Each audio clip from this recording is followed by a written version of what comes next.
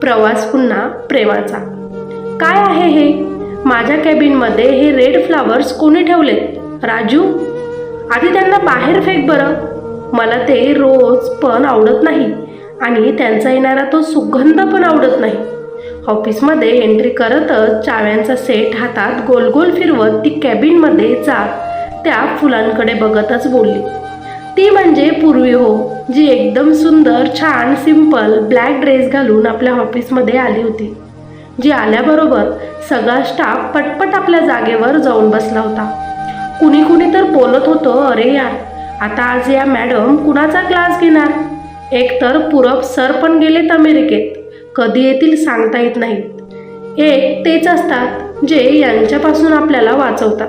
नाहीतर ह्या पूर्वी मॅडम रोज काहीतरी चुकी काढवून बोलतच असतात आणि ब्लॅक व्हाईट सोडून तर त्यांना दुसरे कलर पण नको असतात. ड्रेसचे किती छान होत्या या मॅडम, पण आता खूप रूढ झाल्यात. तितक्यातच दुसऱ्या डेस्कवर बसलेली एक व्यक्ती लगेचच बोलते, अरे शांत व्हा, मॅडमने ऐकलं तर परत आपलीच वाट लागेल. आणि खरंच छान आजही आहेत त्या, पण तुम्हीच सगळे बघा ना, पूर्वी मॅडम कधी कुणाला थोडा तरी त्रास देतात का? हो, आपली चूक असेल तर मग आपण आपली चूक मान्य करत नाही तोपर्यंत त्या रागवतच असतात, पण नंतर आपल्याला समजून पण तर त्याच सांगतात ना. ब्लॅक व्हाईट सूट अनारकली घालणारी पूर्वी ही खूप मोठ्या ऑफिसमध्ये बॉस होती बरं. आणि जेव्हा ती आतमध्ये कॅबिनमध्ये येऊन बसली तेव्हा राजू घाईघाईतच पूर्वीच्या कॅबिनमध्ये आला होता आणि तिथून ते रेड रोज उचलू लागला. तेव्हा पूर्वी त्याला म्हणाली, राजू, अरे हळू, इतकी काय घाई तुला? घाबरू नकोस, मी रागवणार नाही. ओके मॅडम म्हणत राजू हळूहळू आता ते फुलं घेऊन डस्टबिनमध्ये टाकू लागला. तोच त्याच्यामध्ये त्याला एक नोट मिळाली, जो ती पूर्वीच्या हातामध्ये देत तो म्हटला, मॅडम, याच्यामध्ये काहीतरी मिळालं. पूर्वीनं त्या नोटकडे बघून त्याला म्हटलं, ठीक आहे, मी बघते, तू जा आणि ब्लॅक टी घेऊन ये. आणि हो, रुचा आणि सचिनला पाठवून दे पुढच्या प्रोजेक्टच्या फाईल्स घेऊन. ओके मॅडम म्हणत रामू बाहेर गेला. तोपर्यंत हातात रामूने दिलेले चीट बघत पूर्वी कॅबिनच्या बाल्कनीत येऊन थांबली, जिथून तिला पुढे डोळ्यांना शेवटपर्यंत तो हसत असणारा समुद्र दिसला. आणि त्या सागराच्या लाटा पुढे येऊन परत त्या समुद्रालाच जाऊन मिळत होत्या. ती निरीक्षण करत होती. मागच्या आठवणीत तिला जायचंच नव्हतं आणि प्रेमात तिला परत पडायचंच नव्हतं.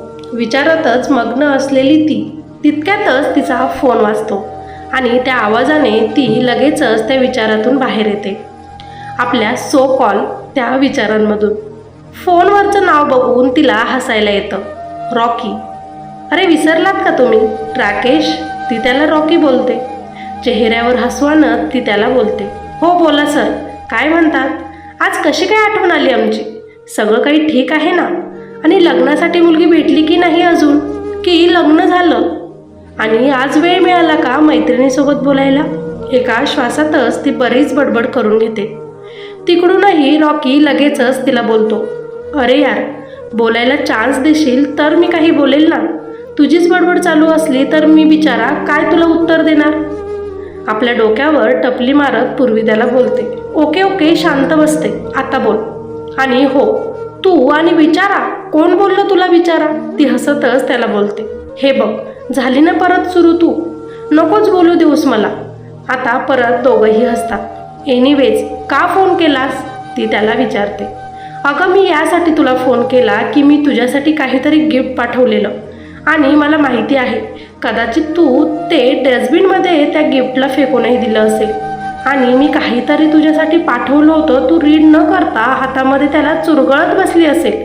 म्हणूनच मी तुला ते रीड करण्यासाठी फोन केला. आपल्या हातातील चुरगळलेल्या त्या नोटकडे बघत ती आपली जीभ चावते आणि तोही तिला बोलतो, आता तरी रीड करते. पूर्वी लगेचच राकेशला बोलते, पण राकेश, मी तुला किती वेळा सांगितलं आहे की मला असा मजाक अजिबात आवडत नाही आणि मला असे सरप्राईजसुद्धा अजिबात आवडत नाही. तुला माहिती आहे ना, मला हे रोजसुद्धा अजिबात आवडत नाही. मग कशासाठी पाठवलेत? अगं बाई, एकदा वाच तरी, नंतर बोल. राकेश तिकडून सुस्कारा सोडतच तिला बोलतो, ओके म्हणत पूर्वी हातातील ती चिठ्ठी उघडते. त्याच्यामध्ये राकेशनं लिहिलेलं असतं, आज तिकडे येत आहे मी. खूप नाही, तुझ्या बिझी शेड्यूलमधून मला 10 मिनिटे सोबत कॉफी पिण्यासाठी देशील? आणि हो, मला माहिती आहे तुला कॉफी आवडत नाही. मी तर ब्लॅक टीसुद्धा सांगून ठेवलेला आहे. वेळ असेल तर भेटशील आणि तुझाच बेस्टी असं खाली लिहिलेलं असतं. ती आता ते वाचून त्याला बोलते, रॉकी काय आहे हे? कॉफी पिण्यासाठी बोलवण्यासाठी कुणी असं चिठ्ठी पाठवतं का? फोनसुद्धा तू करू शकतोस. माझा हा पर्सनल नंबर आहे जो मी तुला दिलेला आहे. बाकी तर माझा नंबर दुसऱ्यांकडे कुणाकडेच जास्त नसतो, तुला माहिती आहे ना. मग तरीसुद्धा हे रोजेस, हे गिफ्ट, ही चिठ्ठी मला अजिबात आवडलं नाही.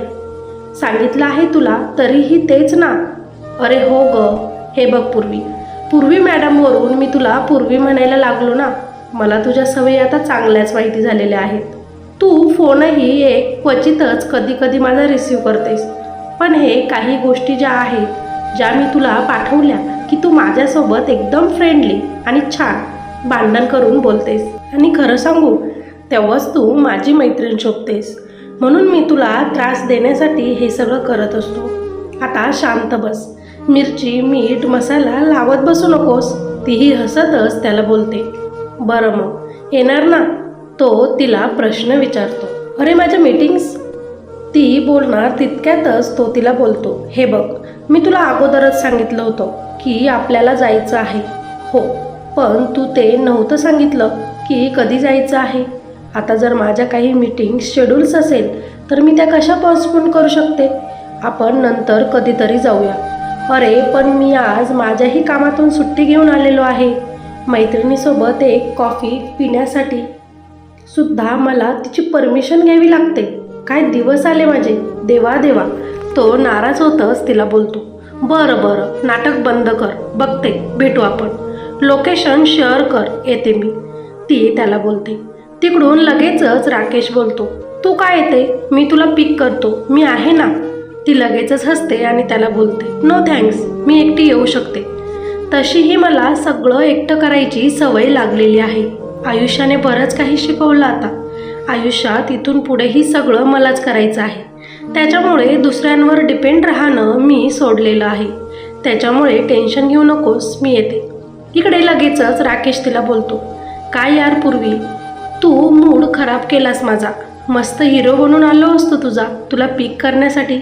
म्हणजे तितकंच मला तुझ्या ऑफिसमधील दुसऱ्या ज्या काही मुली आहेत छान छान, ज्यांचे की लग्न व्हायचं बाकी आहे, त्यातली एखादी तरी मला मिळाली असती जी तुझ्यासारखी अकडू नाही.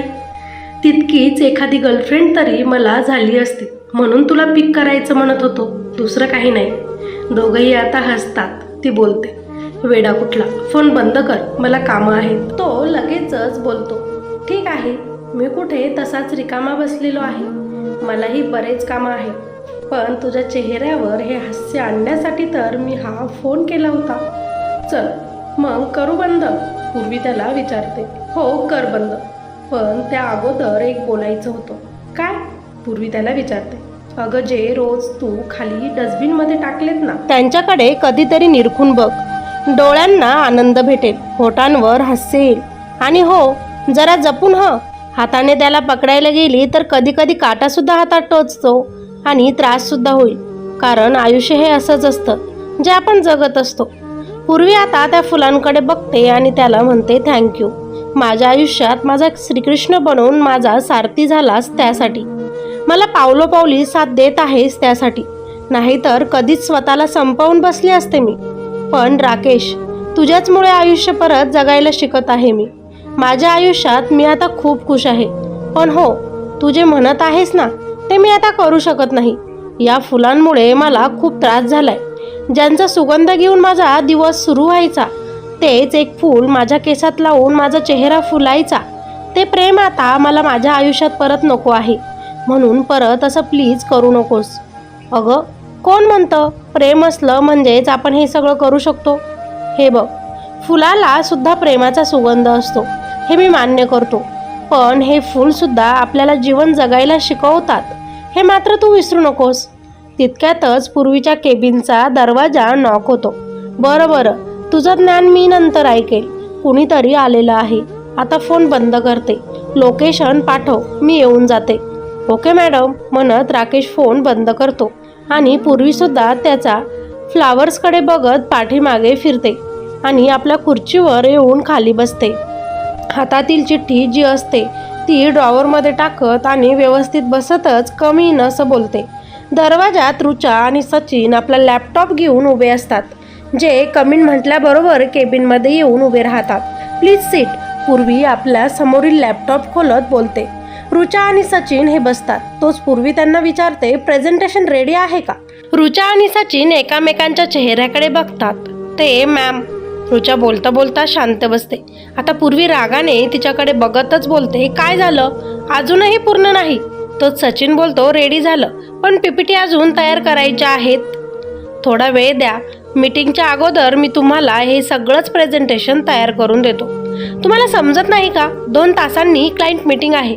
प्रेझेंटेशन तयार आहे, पण पीपीटी तयार नाही. मी काय समजायचं?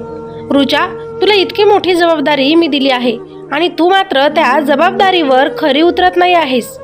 सॉरी मॅडम, ते आई आजारी होती ना, म्हणून वेळ मिळाला नाही. पण मी आता 1 तासातच सचिनला मदत करून तयार करते.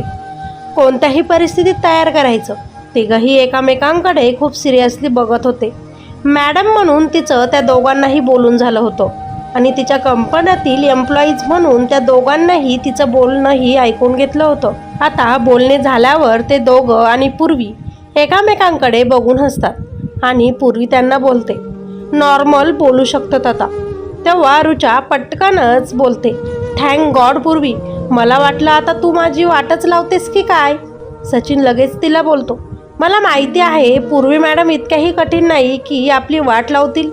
ओके ओके, तुमच्या दोघांतील जे प्रेम प्रकरण आहे ना ते जरा बाजूला ठेवून आपल्या कामावर जरा लक्ष द्या, म्हणजे वरच्याही पोझिशनचं प्रमोशन तुम्हाला मिळू शकेल.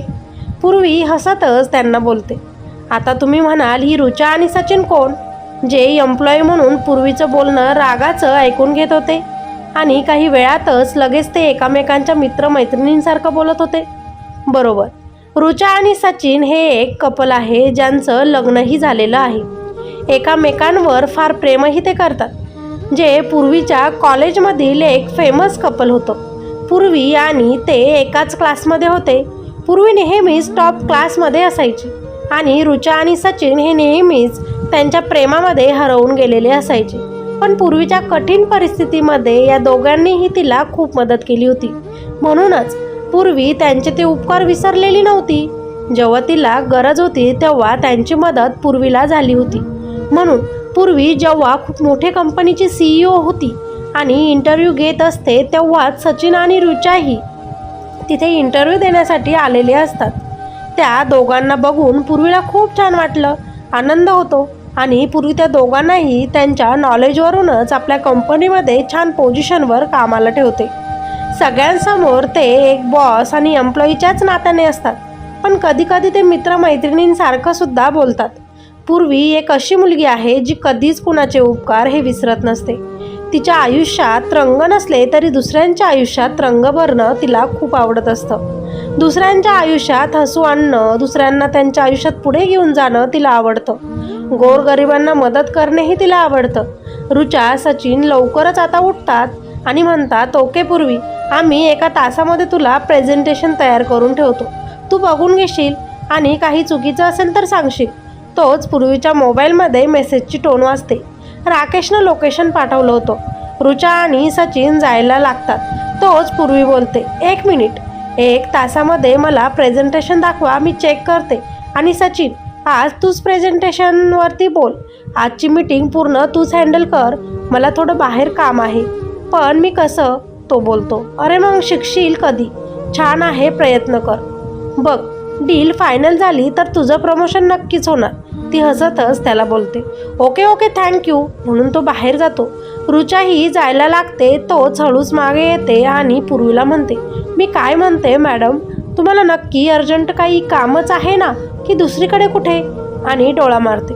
पूर्वी थोडंसं लाजते आणि तिला बोलते, शांत हो आणि जा. त्याला काही मदत कर. तुझं डोकं जरा कामांमध्ये घाल, नको तिकडे जास्तच चालतं. ओके ओके, दोघेही हसतात आणि तीही पटकन बाहेर जाते. प्रेझेंटेशन तयार करून सचिन पूर्वीला दाखवतो. पूर्वी ते चेक करते. त्याच्यात काही चेंजेस करून त्याला डन म्हणून सांगते आणि घाईघाईतच उठत आपली बॅग घेत चावी घेत ऑफिसच्या बाहेर निघते. राकेशने दिलेल्या लोकेशनवर मॅप सेट करते आणि फायनली पूर्वीची गाडी ही राकेशकडे निघालेली होती. तिच्या चेहऱ्यावर एक छान स्मित हास्य होतं. आयुष्यामध्ये पुन्हा एकदा ती प्रेमाच्या प्रवासाला लागली होती. त्या दोघांचा हा प्रेमाचा प्रवास त्यांना कुठपर्यंत घेऊन जाईल? एकामेकांच्या मनातील भावना हे एकामेकांना कधी समजेल का? दोघांच्याही मनात एकामेकांबद्दल प्रेम कधी निर्माण होईल का? हे सगळं जाणून घेण्यासाठी आपण प्रवास पुन्हा प्रेमाचा ही स्टोरीचा नेक्स्ट पार्ट बघायचं विसरू नका. आणि हो, तुम्ही सगळे म्हणत असाल की नीलविद्या कुठे गेले, रुद्राच्या लग्नाचं काय झालं? घाबरू नका. प्रवास पुन्हा प्रेमाचा या कथेमध्येच आपल्याला रुद्र आणि अनन्याचं लग्नसुद्धा लावायचं आहे आणि त्यांच्याच लग्नापासून राकेश आणि पूर्वीच्या प्रेमाला, त्यांच्या प्रवासाला सुरुवात करायची आहे. म्हणून स्टोरी बघायचं अजिबात विसरू नका. आवडली असेल तर लाईक करा, चॅनलवर नवीन असाल तर सबस्क्राईब करा. आणि हो, तुम्हाला हे नाव कसं वाटलं, प्रवास पुन्हा प्रेमाचा? मला नक्कीच कमेंट करून कळवा. चला तर मग भेटूया नेक्स्ट पार्टमध्ये. तोपर्यंत धन्यवाद.